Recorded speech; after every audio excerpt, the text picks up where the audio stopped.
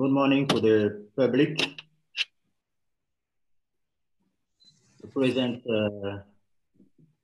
at this particular public sitting, during which we are going to deliver some of the judgments that we examine during the virtual session. We know that we are in particular circumstances, and we had to adapt our activities to the new context of the COVID-19. So after an intense work of virtual session, we have now come to the end of that session, of course, by delivering a certain number of judgments. We have 7 judgments to deliver today. We have postponed 2 judgments to be pronounced at the date during July, because as you know, we have to deliver justice on time. So we decide that we will continue our work, and during the next month, we'll be able to deliver the 2 judgments at the time which will be indicated to you. But in any case, during the month of July. I will now call upon the registrar to announce the judgment, the judgment we have to read. Dr. Reno. Thank you, Honorable President. Good morning, Honorable Judges. Good morning or afternoon, the general public. Honorable President, the current bench is sitting to deliver judgment in 4 matters: application 004 of 2017, application 005 of 2017, application 010 of 2017, application 011 of 2017, all brought by Fidel Mulindahabi against the Republic of Rwanda. Thank you, sir.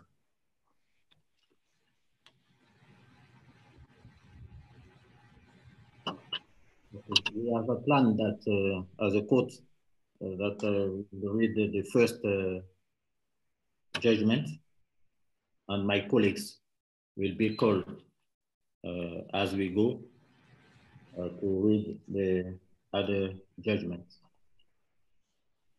So the first judgment, as announced by the registrar, is the matter application 004 2017, Fidel Mulindahabi against Rwanda.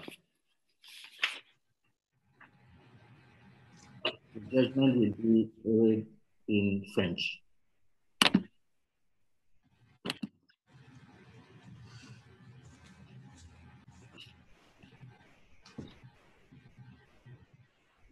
La Cour, composée de Sylvain Auré, président, Ben Kyoko, vice-président, Rafa Ben Achou, Angelo V. Matuse, Suzanne Menge, Tujilan R. Shizumila, Shafika Ben Saoula, Blaise Chikaya, Stella I. Anoukam, Imani Aboud, juge, et Robert Eno, greffier.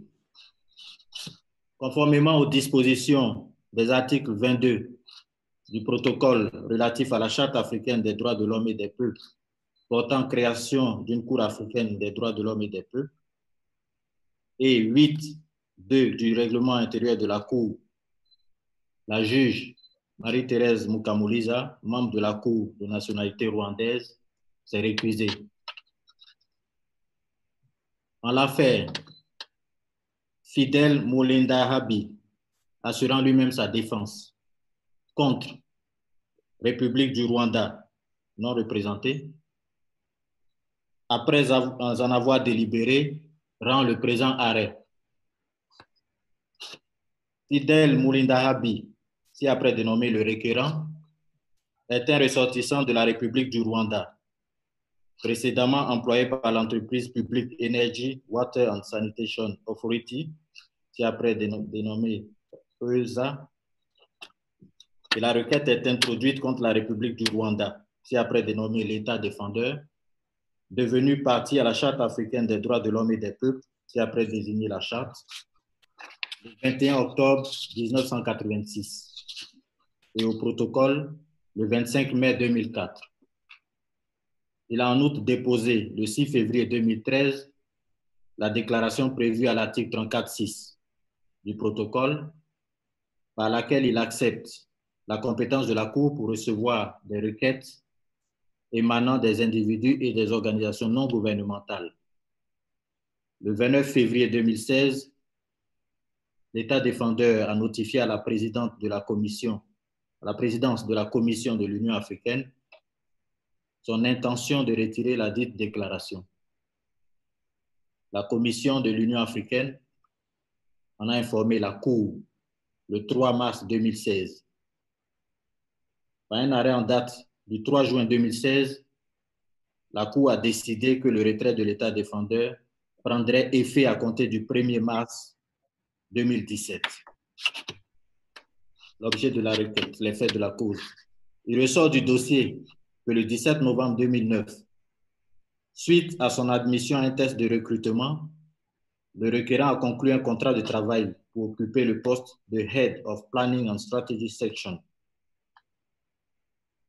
chef de section planification et stratégie, au sein de l'entreprise publique rwandaise Rwanda Electricity Corporation and Rwanda Water and Sanitation Corporation, qui après dénommé RECO and Rwasco, devenu par la suite ESA. Le 13 avril 2010, le requérant a été licencié sans mise en demeure. Le requérant allègue avoir été recruté conformément aux procédures prévues par la loi numéro 22/2002 du 9 juillet 2002 portant statut général de la fonction publique rwandaise. Il estime que, par conséquent, il bénéficiait du statut d'agent de l'État et que son licenciement devait être régi par les règles applicables à cet égard. Le requérant allègue, en outre, avoir, dans un premier temps, entrepris des recours administratifs auprès de l'autorité compétente de l'entreprise RECO and Rwasco, de la Commission de la fonction publique, du ministère de la fonction publique et du travail, ainsi que de la présidence de la République. Les suites de ces démarches n'ayant pas été satisfaisantes, il a introduit une requête en annulation de la décision de révocation devant la dite Cour. Considérant le requérant comme agent de la fonction publique, la Haute Cour a déclaré le licenciement non conforme à la loi applicable en raison de l'absence de notification au requérant des fautes ayant motivé son licenciement. N'étant toujours pas satisfait, particulièrement en ce qui concerne les réparations octroyées, il a introduit un pouvoir devant la Cour suprême. La société ESA a également introduit un pouvoir devant la même juridiction. Par arrêt RADA 015/13/CS du 8 novembre 2013, la Cour suprême a conclu que le requérant n'était pas un agent de l'État, mais plutôt un agent sous contrat relevant de la loi numéro 13/2009 du 27 mai 2009 portant réglementation du travail au Rwanda. Elle a cependant confirmé la décision de la Haute Cour d'octroyer au requérant des dommages et intérêts en raison du fait qu'il n'avait pas été entendu préalablement à la résiliation du contrat de travail. S'estimant lésé par cette décision, le requérant a introduit devant la Cour suprême un recours en révision de son arrêt. Par arrêt du 27 janvier 2017, la dite juridiction a rejeté le recours en révision. Les violations alléguées. Le requérant allègue que son licenciement est illégal et inconstitutionnel. Il soutient que pour n'avoir pas apporté une solution à son problème à ce jour et avoir manqué d'équité, d'indépendance et d'impartialité, l'État défendeur a violé ses droits ci-après. Le droit à ce que sa cause soit entendue, garanti aux articles 7.1 de la Charte et 10 de la Déclaration universelle des droits de l'homme. L'indépendance des tribunaux, garantie à l'article 26 de la Charte. Le droit à l'égalité devant la loi et les tribunaux, garanti aux articles 3 de la Charte, 14.1 et 26 du Pacte international relatif aux droits civils et politiques, et 7 de la Déclaration universelle des droits de l'homme. Le droit au travail, garanti à l'article 6.1 du Pacte international relatif aux droits économiques, sociaux et culturels. La garantie prévue à l'article 2.3c du Pacte international relatif aux droits civils et politiques. De la bonne suite à donner par les autorités compétentes à tout recours qui aura été reconnu. Et enfin, la reconnaissance des droits et l'engagement par tous les États d'adopter des mesures législatives ou autres en vue de donner effet aux dits droits tels que prévus à l'article 1 de la Charte.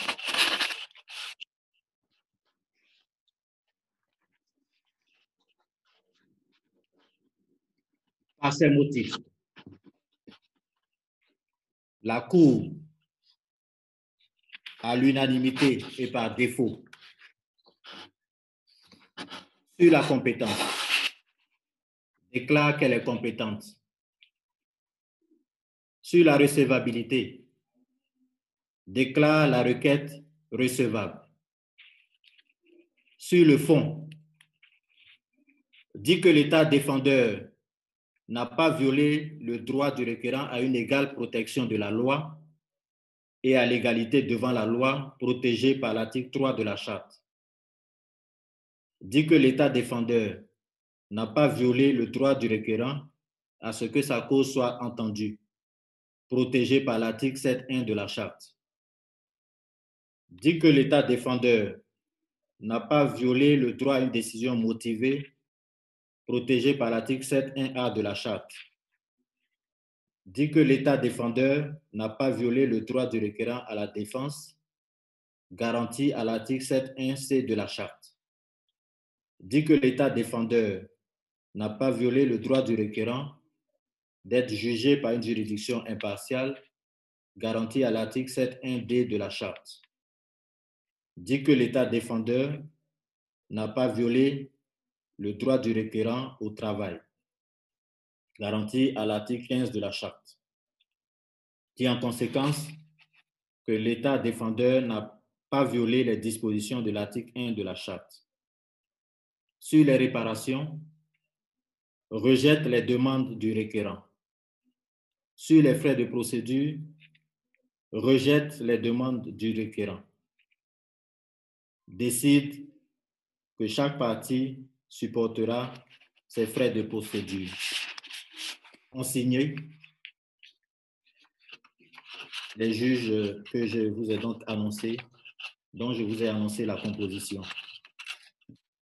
Fait à Arusha, ce 26e jour du mois de juin de l'an 2020, en anglais et en français, le test français faisant foi. Quelle est donc la décision dans l'affaire Fidèle Moulida Mbi contre République du Rwanda requête numéro 004-2017.